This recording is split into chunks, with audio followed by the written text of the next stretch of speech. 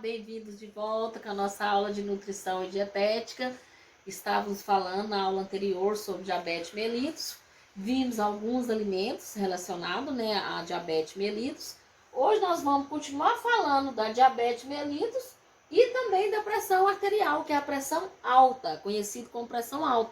Então nós temos que ver quais são as alimentações saudáveis que iremos proporcionar, iremos orientar esses nossos pacientes com estas dietas, tá? Porque a dieta, igual eu falei, faz parte, para o tratamento, para a terapêutica destes pacientes com diabetes mellitus e hipertensão arterial e muitas outras doenças também.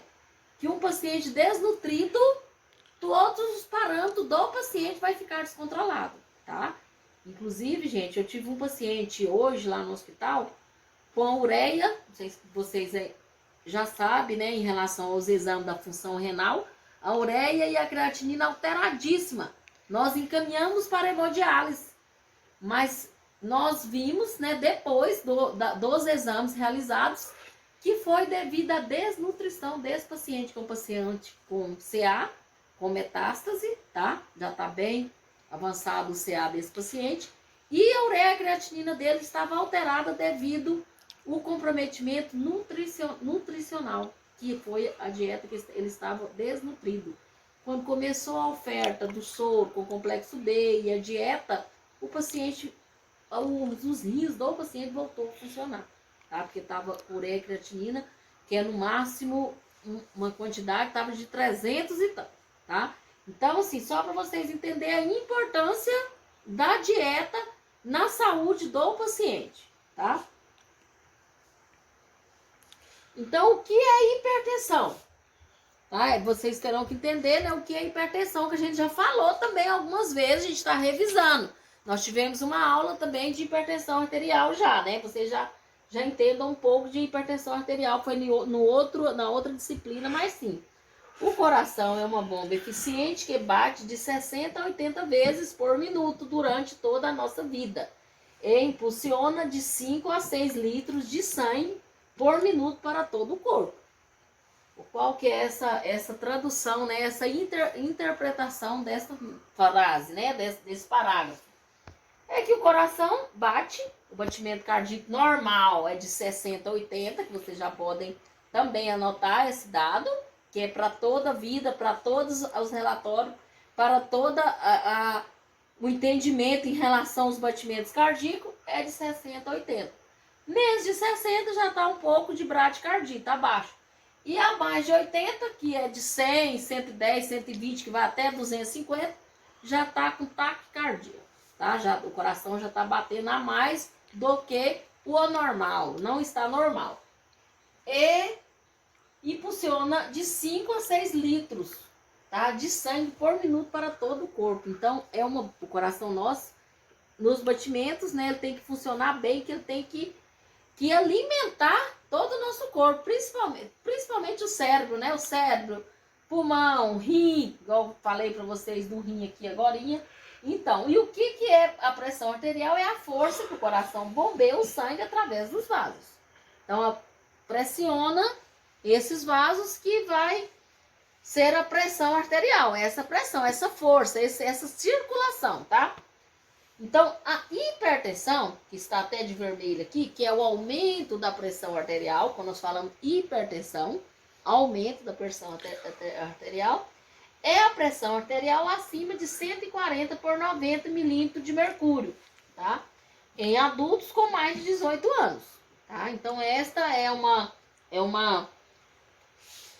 conceito, do Ministério da Saúde, da Organização Mundial de Saúde, da OMS, que acima de 140 por 90, em adultos a mais de 18 anos, essa pressão já passa a ser alta, que nós chamamos de hipertensão arterial. A pressão arterial é considerada normal quando a pressão máxima não ultrapassa de 130 e a mínima inferior a 85 milímetros de mercúrio. Vocês ainda não tiveram introdução de enfermagem, mas nós iremos passar para vocês estes fundamentos, Mínima, diastólica, sistólica, a gente vai passar passo a passo. Agora, o importante é a gente entender sobre a dieta, tá? A gente vai falar sobre dieta para hipertensão arterial. Como o coração funciona, tá? Ele funciona, né? Alimento como se fosse uma caixa d'água regando as plantas, tá? Então, o coração, aqui está o coração, ele está alimentando todo o cérebro, pulmão, rins, pâncreas, fígado, passa na veia femoral, né? Tudo. E vai até lá no dedão do pé e no dedão da mão, tá? Então, esse é o coração. E ele passa pelos... É o que nós chamamos de vaso e artéria, que está aqui citado para vocês entenderem os caninhos, tem o cano, tá? Então, assim, tem que irrigar, tem que ir todos os dias todos os dias não, todo minuto, né, gente? Todo segundo, né? Ir lá e alimentar todo o nosso corpo. Porque se ele não correr corretamente nesses vasos, vai ter alteração da pressão arterial, ou para alta ou para baixa, mas nós estamos falando de hipertensão arterial, de pressão alta, né? E foi uma introduçãozinha só, agora nós vamos falar de diabetes, né? Falamos de hipertensão arterial, só para vocês entenderem, para a gente falar da dieta. O açúcar é a energia que move o nosso corpo. Vocês já sabem, né? Que a energia é através do açúcar, que é macarrão, pão, farinha de trigo, açúcar mesmo, tá? O açúcar, depois de ingerido, vira glicose. Tá? Vira energia. A insulina é o transportador que leva a glicose para os órgãos. Tá? A insulina produz no pâncreas e leva para os órgãos. E vai nos gerar energia, tá? Quando a pessoa tem diabetes, não tem transportadores suficientes para levar a glicose para o resto do corpo. Acumula, né, lá. Então, a glicose se acumula no sangue e o que é perceptível no exame de glicemia capilar, tá? Ou glicemia de jejum. São os dois exames que a gente realiza, né? Que é o HGT, que é o glicemia capilar, e o glicemia de jejum, que é o exame de laboratório que realiza para ver como está essa glicose, se tem acúmulo no sangue. Todos os dois são de sangue, retira o sangue, né? Ou que seja na veia arterial, na artéria ou na veia, ou que seja no dedo, né, na glicemia capilar que a gente chama.